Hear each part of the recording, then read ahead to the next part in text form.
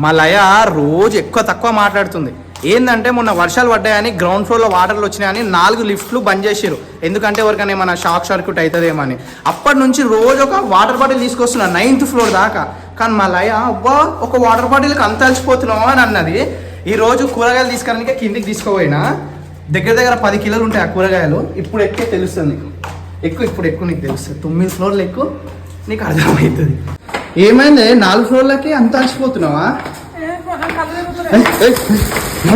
నడు పైకి ఎక్కువ నడు ఎక్కువ. నన్ను రోజు ఎంత తిడుతావు, ఒక్క డబ్బా కలిసిపోతావా అంటున్నావు. నడు, కళ్ళు లేవు తిరుగులు లేవు. నడు పైకో.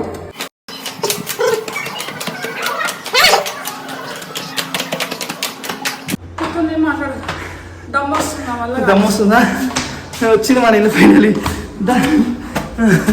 లయ ఏమైంది? ఏం కాలేదయ్యా, ఒక పెద్ద దండం.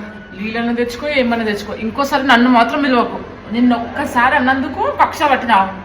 10 కిలోలు ఉంటాయి కూరగాయలు, అవి తీసుకురానికి అంత ఆడతావు. 10 కిలోలు మ్యాటర్ కాదు, నేను 9th ఫ్లోర్ మ్యాటర్ అర్థమవుతుందా? 9th ఫ్లోర్ మ్యాటర్ కరెక్టే కదా. నేను పాల ప్యాకెట్ తీసుకురావాలి, నీళ్ళు తీసుకురావాలి, కూరగాయలు తీసుకోవాలి, మళ్ళీ గగన్ గాని ఎత్తుకొని పోవాలి.